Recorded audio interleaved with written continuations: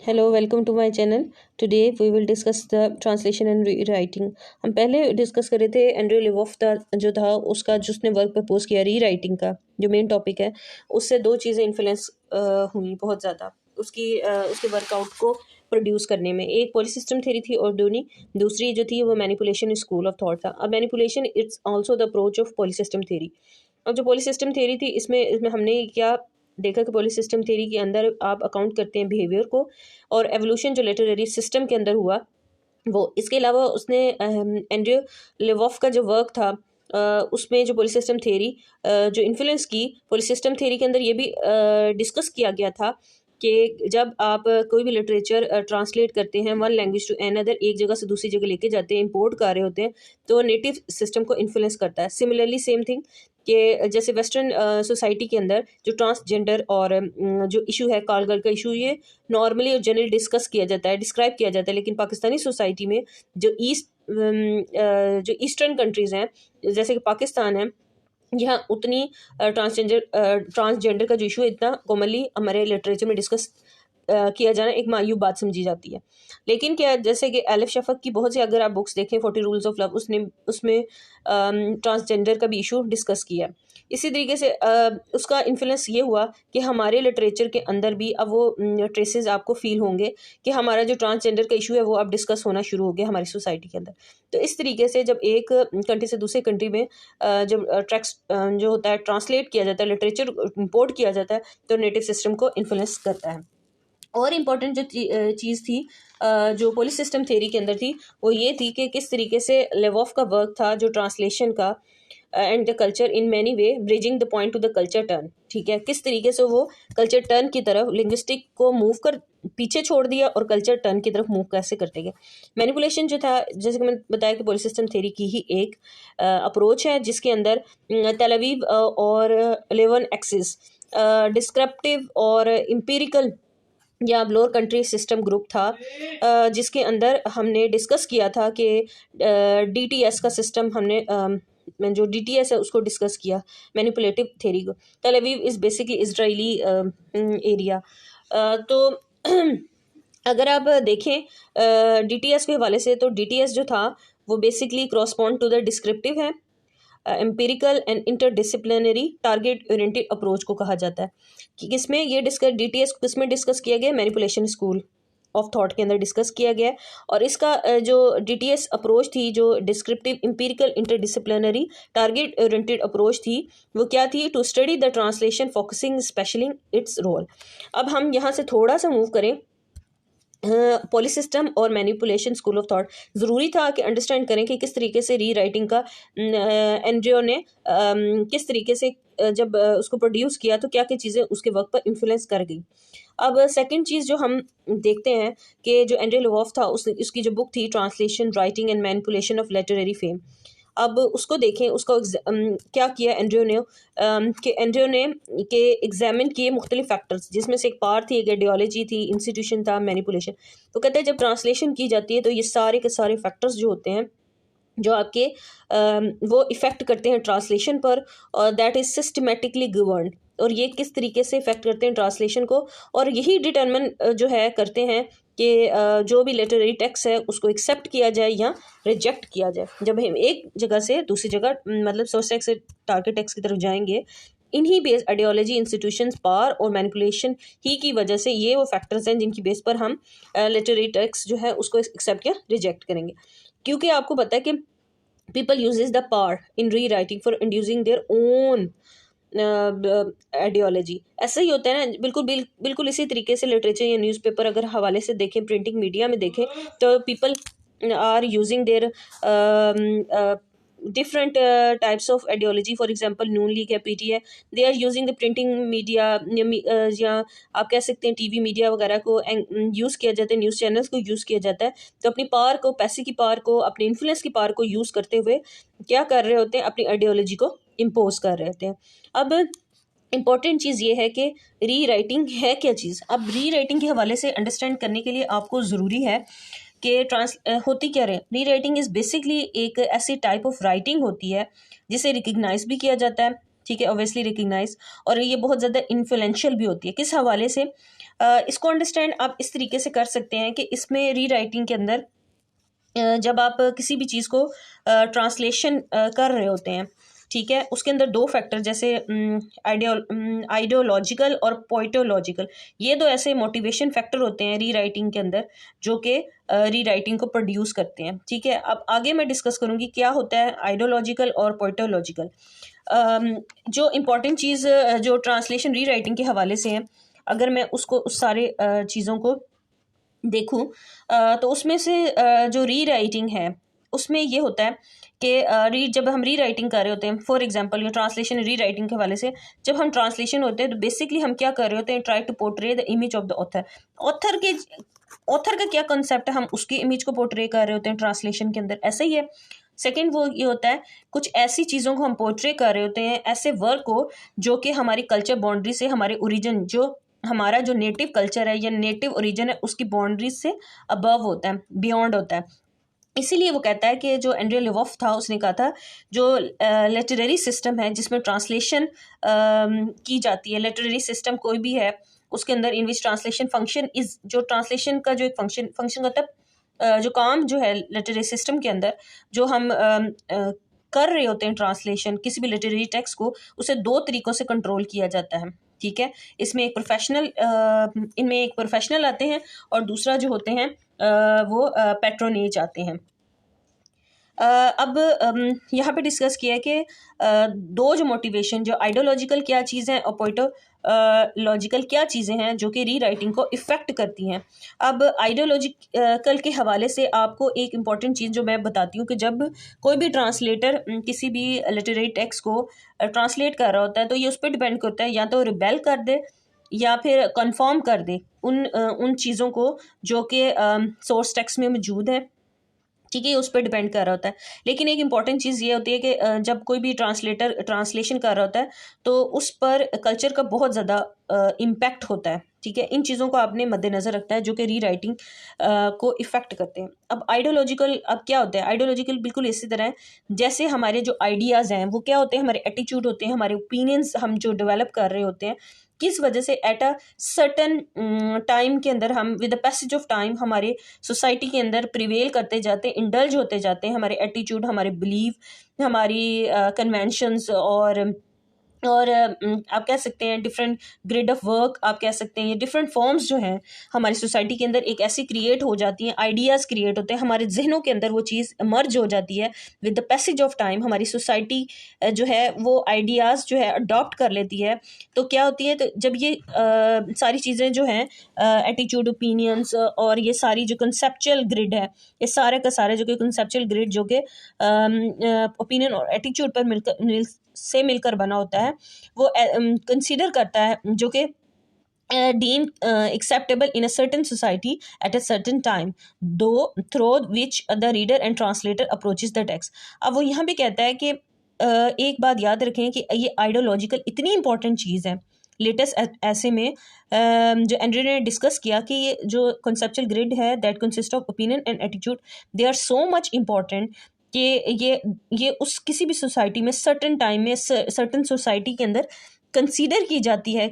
कौन करता है, जब कोई रीडर किसी भी लिटरेरी टेक्स्ट को पढ़ रहा होता है, किसी भी ट्रांसलेशन को पढ़ रहा होता है, तो क्या कर रहा है रीडर जो होता है उस पर ये एटीट्यूड, ओपिनियंस जो होती हैं, आइडियोलॉजिकल इम्पैक्ट बहुत ज़्यादा होता है रीडर पर भी और ट्रांसलेटर पर।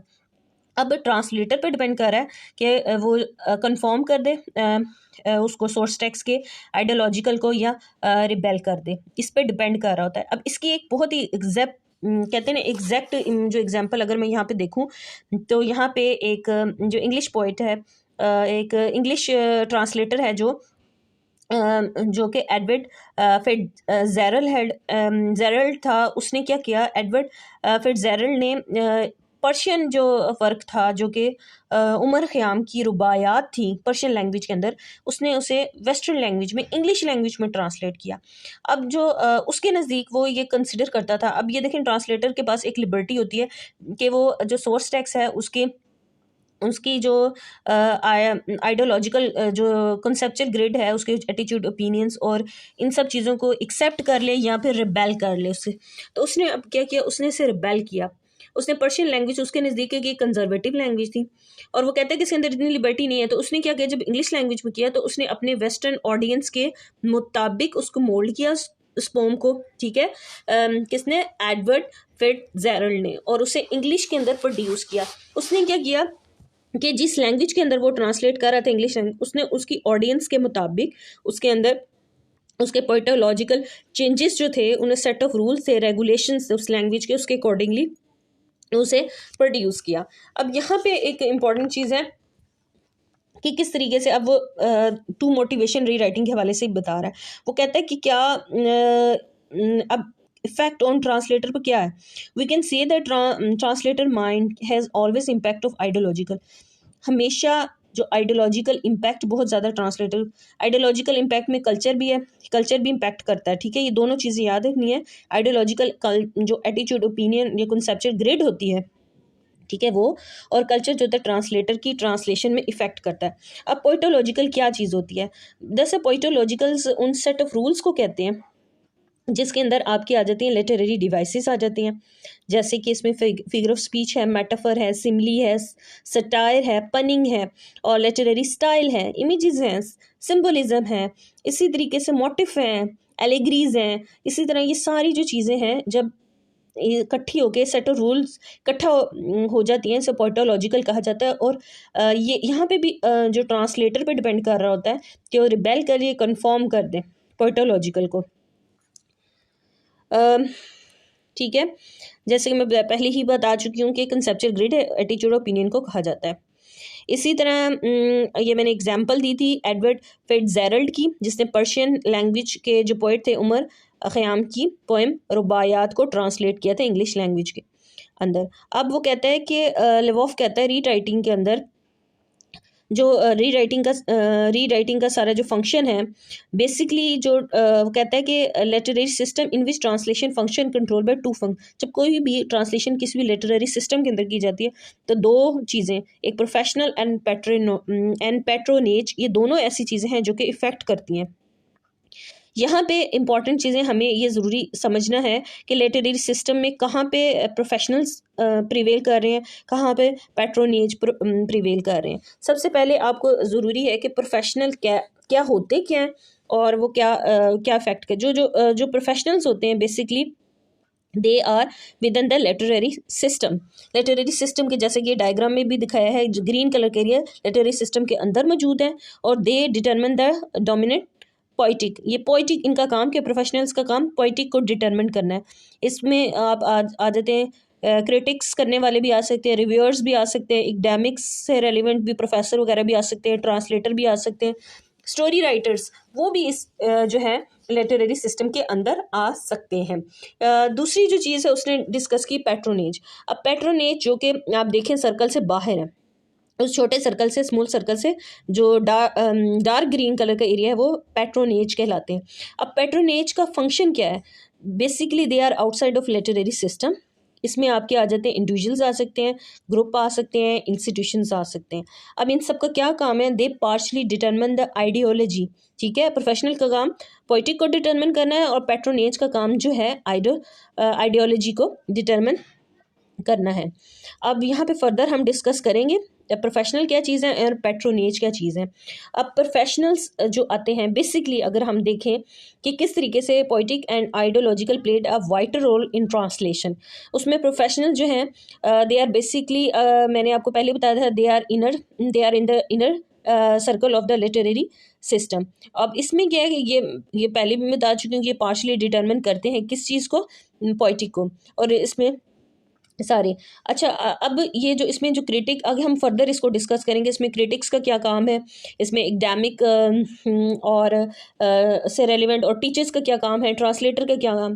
क्रिटिक्स और रिव्यूअर क्या करते हैं, आपको पता है कि उन्होंने क्या करना है, कमेंट देने होते हैं। कोई भी जब ट्रांसलेशन की जाती है लिटरेचर के अंदर, लिटरेरी सिस्टम के अंदर, तो क्रिटिक्स जो है अपना कमेंट देते हैं वर्क के बारे में, और इनका जो इफेक्ट जो भी कमेंट क्रिटिक्स और रिव्यूअर दे रहे होते हैं वो इफेक्ट करती हैं उस वर्क की एक्सेप्टेंस या रिजेक्शन में। अब इसी तरीके से एकेडमिक और टीचर्स, अब हु डिसाइड, अब यही एकेडमिया से जो रेलिवेंट लोग होते हैं टीचर, यही डिसाइड करते हैं कौन सी बुक पढ़नी चाहिए, स्टडी करनी चाहिए, कौन सी नहीं। तीसरा है ट्रांसलेटर। जो कि प्रोफेशनल में ही आते हैं, जिसकी एग्जांपल मैंने एडवर्ड फिट्जजेरल्ड की दी थी कि किसने किस तरीके से who decide the poetic and time influence the ideology of the translated text, for example Edward Fitzgerald translation process.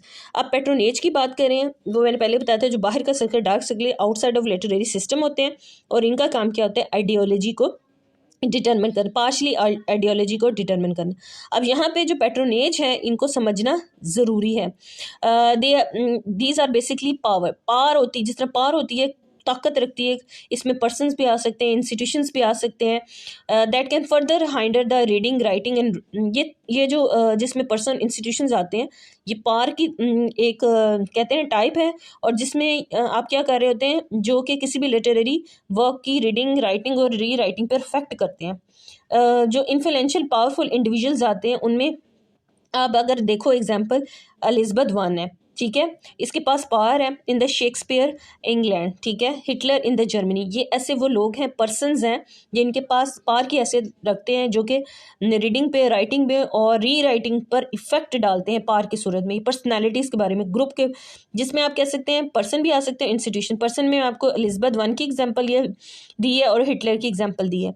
इसी तरह ग्रुप ऑफ पीपल आ सकते हैं, जिसमें आप मीडिया आ जाता है, पब्लिशर्स आ सकते हैं, मुख्तलिफ लिटरेचर के, पॉलिटिकल पार्टी आ सकती है, या कोई class, elite class, like that.